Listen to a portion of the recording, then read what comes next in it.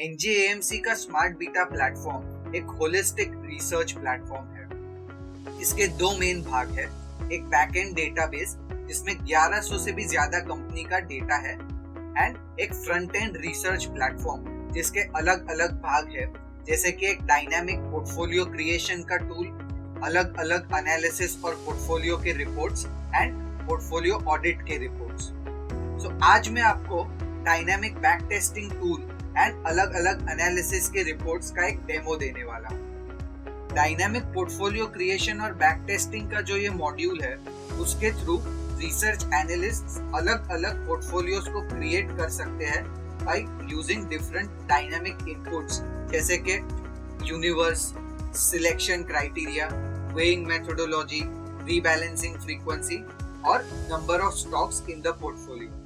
सो smart beta के जो performance analysis tools है, उसके through research analyst real time comparison कर सकते हैं उनके बैक टेस्टेड पोर्टफोलियोज के रिटर्न्स, वोलेटिलिटीज और ड्रॉडाउन्स का।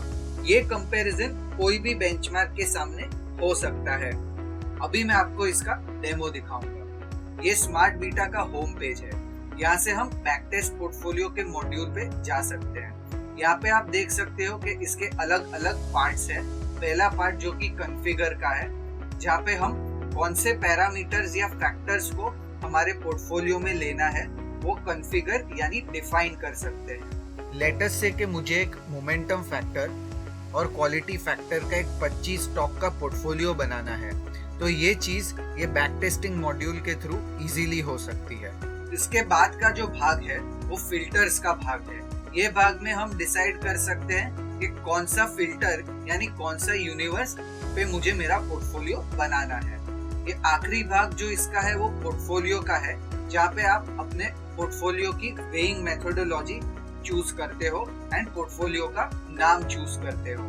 एक बार इसकी रिक्वेस्ट सबमिट हो जाए, फिर इसका जो भी डेटा है वो सारा ही बैकएंड पे ऑटोमेटिकली प्रोसेस होने लगता है एंड वो सारा फ्रंट एंड पे आसानी से इंटीग्रेट हो जाता है। अब मैं आपको दिखाऊंगा कि आप ये एनालिटिक्स का डैशबोर्ड कैसे यूज कर सकते हो। यहाँ पे आप एक डेट की रेंज डालोगे, जो पीरियड में आपको ये पोर्टफोलियो का एनालिसिस करना है।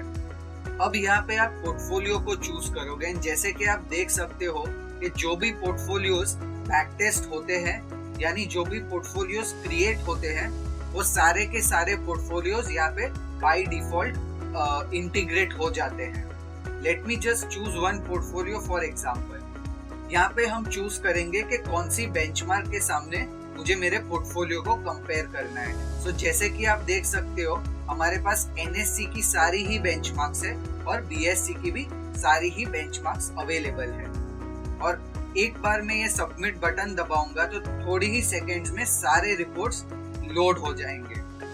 ये पहला रिपोर्ट क्यूम्युलेटिव परफॉर्मेंस का है। ये रिपोर्ट हमें बताता है कि अगर मैंने 100 रुपए 2007 सितंबर में ये पोर्टफोलियो में इन्वेस्ट किए होते तो 15 साल बाद दिसंबर 2022 में वो 100 रुपए का कितना वैल्यू हो गया होता। एंड साथ साथ अगर वो ही 100 रुपए मैंने निफ्टी 50 के इंडेक्स में इन्वेस्ट किए होते तो दिसंबर 2022 में उसका क्या वैल्यू होता।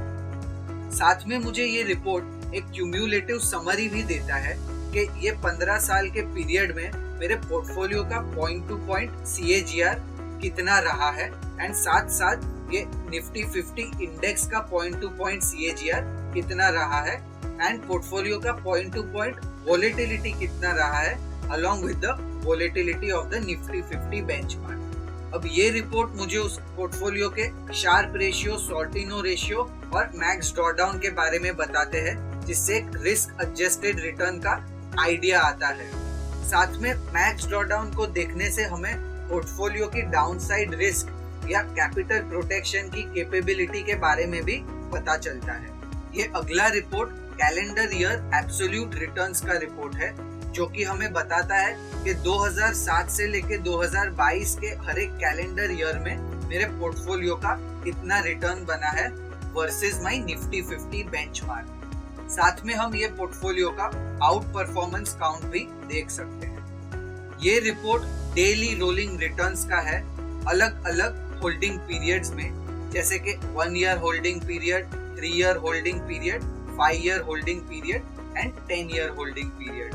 ये एक एक्सट्रीमली इम्पोर्टेंट रिपोर्ट है जो हमें बताता है कि ये डेली रोलिंग 3 ईयर के होल्डिंग पीरियड में ये पोर्टफोलियो ने कितना रिटर्न ऑन एवरेज जनरेट किया, सामने निफ्टी 50 के इंडेक्स ने कितना रिटर्न ऑन एवरेज जनरेट किया, साथ में ये पोर्टफोलियो का मीडियन रिटर्न कितना बना है वर्सेस द बेंचमार्क और उसका मैक्सिमम और मिनिमम रिटर्न कितना बना है। ये हमें पोर्टफोलियो की रोलिंग वोलेटिलिटी या स्टैंडर्ड डिविएशन की भी जानकारी देता है वर्सेस द बेंचमार्क। इतना ही नहीं, लेकिन हमें इसमें से और ज्यादा डिटेल की भी जानकारी मिलती है। ये हमें रिपोर्ट ये भी और जानकारी डिटेल में देता है कि ये जो 4473 3 साल के होल्डिंग पीरियड वाले रोलिंग रिटर्न्स है, उसमें से कितने ऐसे 3 साल के रिटर्न रहे हैं जहाँ 20% से ज्यादा रिटर्न आया है, जो कि हम देख सकते हैं दैट इज 2769 एंड बेंचमार्क में ये 307 है।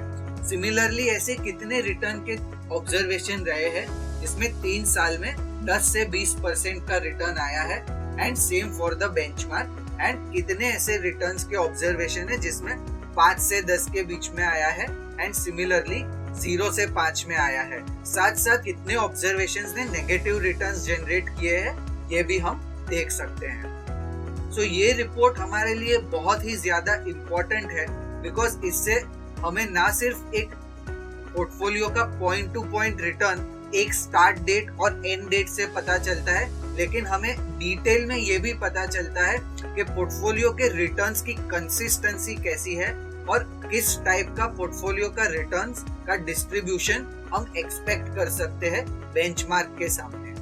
सो ये जो भी मैंने आपको रिपोर्ट्स दिखाए वो सारे पोर्टफोलियो के परफॉर्मेंस यानी कि उसका रिटर्न्स, वोलेटिलिटी और ड्रॉडाउन वर्सेस द बेंचमार्क उसके कंपैरिजन के रिपोर्ट्स थे। अभी दूसरा जो इसका पार्ट आता है वो पोर्टफोलियो एनालिसिस टूल्स का आता है, जिसके थ्रू एक रिसर्च एनालिस्ट को पोर्टफोलियो लेवल की डिटेल्ड इंसाइट्स मिलती है एट ऑल रीबैलेंस डेट्स। यहाँ से उसको पोर्टफोलियो के कौन से कॉन्स्टिट्यूएंट्स रहे हैं उसकी जानकारी मिलती है, साथ साथ पोर्टफोलियो में कितना चर्न हुआ है और पोर्टफोलियो के कौन से पैरामीटर्स की वैल्यू कितनी थी उसकी भी जानकारी मिलती है।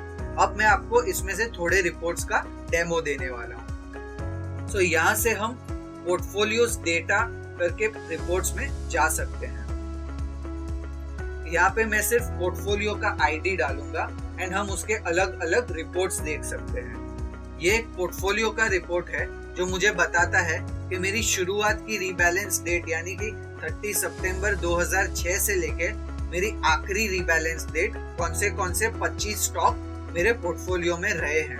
अभी मुझे देखना हो कि कोई एक रीबैलेंस डेट पे मेरा क्या पोर्टफोलियो था तो वो भी मैं आसानी से देख सकता हूँ। यहाँ पे मैंने आखिरी रीबैलेंस डेट यहाँ पे डाली तो मैं देख सकता हूँ कि मेरी 15 मार्च 2023 की डेट पे कौन से स्टॉक्स मेरे पोर्टफोलियो में थे। अब ये रिपोर्ट मुझे बताएगा कि मेरे जो 25 स्टॉक पोर्टफोलियो में थे उसमें से कितने नॉन लेंडिंग कंपनी के शेयर थे और कितने लेंडिंग कंपनी के शेयर थे। और इतना ही नहीं, मोस्ट इम्पोर्टेंटली ये मुझे चर्न का नंबर देगा, जिससे मुझे पता चलता है कि मेरी एक रीबैलेंस डेट से अगली रीबैलेंस डेट जिसके बीच में 6 महीने का अंतर है, वो 6 महीने में मेरे कितने स्टॉक्स बदल रहे हैं। वो 6 महीने में मेरे एक रीबैलेंस डेट से अगली रीबैलेंस डेट में कितने स्टॉक्स पोर्टफोलियो से बाहर निकल रहे हैं और कितने स्टॉक्स पोर्टफोलियो के अंदर आ रहे हैं। इससे मुझे पोर्टफोलियो के चर्न या टर्नओवर के बारे में पता चलता है। तो अभी मैं आपको एक आखिरी रिपोर्ट्स के बारे में बताने वाला हूं जो कि एट्रीब्यूशन एनालिसिस के रिपोर्ट्स है, जहां से एक रिसर्च एनालिस्ट को पोर्टफोलियो के स्टॉक्स और इंडस्ट्री या सेक्टर का डिटेल्ड एट्रीब्यूशन या ब्रेकडाउन मिलता है। अभी मैं आपको इस चीज का डेमो दूंगा। यहाँ से मैं एट्रीब्यूशन रिपोर्ट पे जा सकता हूँ और मैं अब सिर्फ पोर्टफोलियो का आईडी यहाँ पे डालूंगा, जिससे मैं उसके अलग अलग एट्रीब्यूशन के रिपोर्ट्स देख सकता हूँ। तो अब बस सबमिट बटन दबाने पे ही मुझे डिटेल में स्टॉक लेवल का एट्रीब्यूशन का एनालिसिस मिलेगा। यहाँ पर हम देख सकते हैं कि ये 25 स्टॉक के पोर्टफोलियो में ये 15 साल के पीरियड में 225 अलग अलग यूनिक कंपनियां ये पोर्टफोलियो में कभी ना कभी आई है।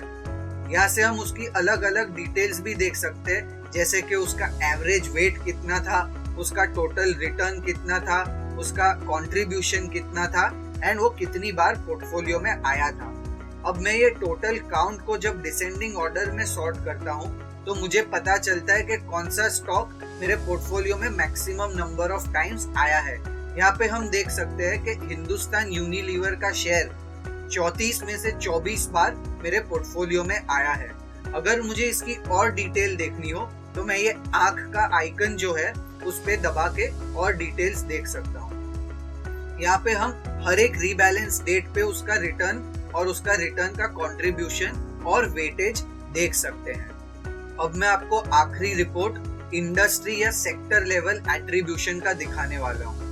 जैसे कि हमने स्टॉक्स में देखा, यहाँ पे मुझे कौन से इंडस्ट्री या सेक्टर ने कितना रिटर्न दिया है मेरे पोर्टफोलियो में उसकी जानकारी मिलेगी।